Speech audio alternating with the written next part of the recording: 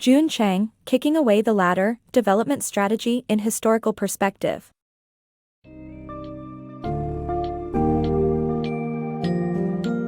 Dive into the intriguing world of Kicking Away the Ladder, Development Strategy in Historical Perspective by Ha-Joon Chang, and discover how economic growth is not always what it seems.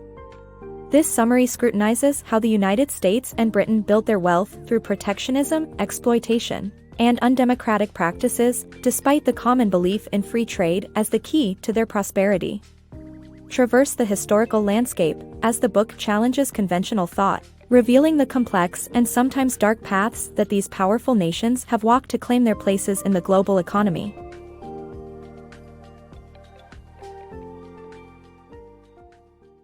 The paradox of U.S. economic ideals. The United States, known for its free market ideals, surprisingly achieved economic prosperity in power through protectionism.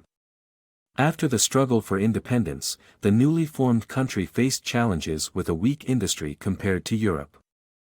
The solution was protectionism, which taxed foreign products to keep U.S. goods cheaper, fostering domestic growth.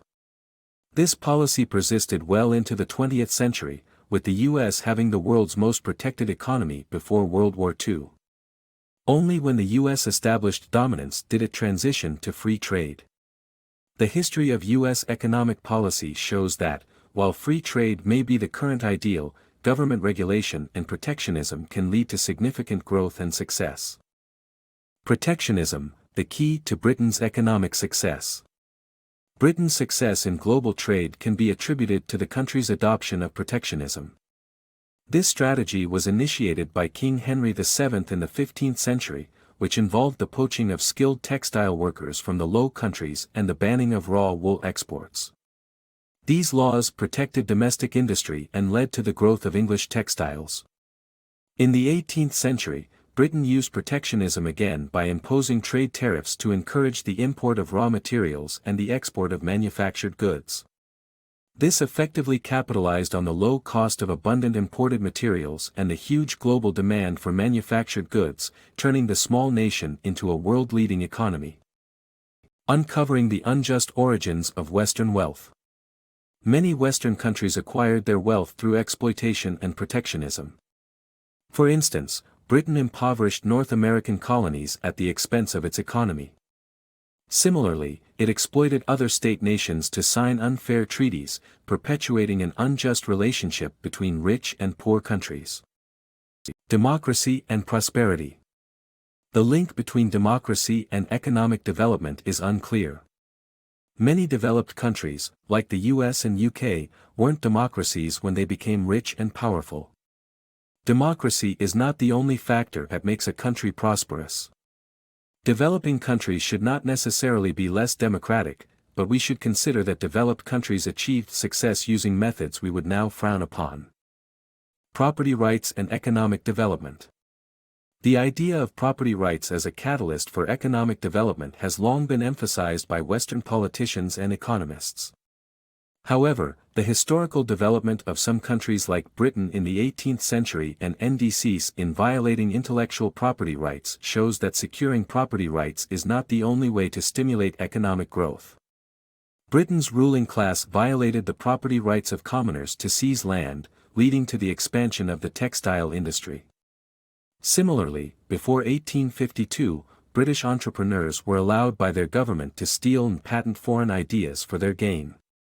Therefore, economic development does not always require the protection of property rights. The exploitation of workers in the past and future development. The book highlights the condemnation of modern-day worker exploitation and discusses how historically, developed countries exploited workers to achieve their industrial success.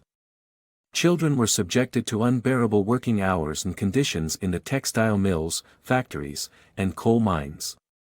The United States' early history demonstrates that child labor was essential to economic growth. Even in the 20th century, many Western societies still practiced child labor.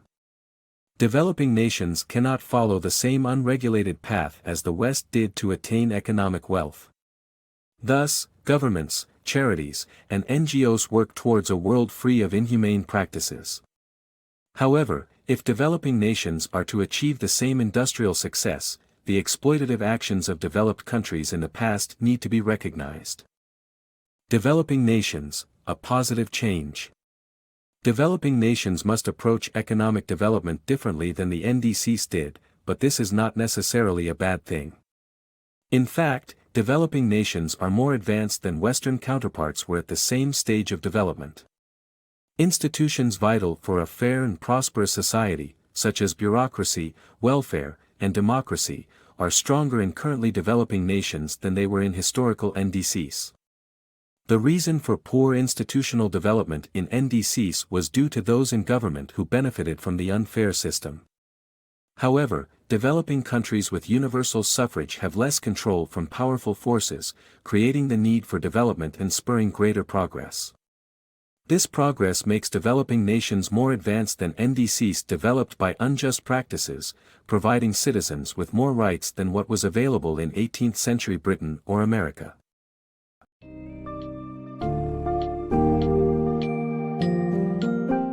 Ha-Joon Chang's Kicking Away the Ladder dismantles the popular belief that development and prosperity are founded on free trade, democracy, and strong property rights, unveiling how historical practices contradict these ideals.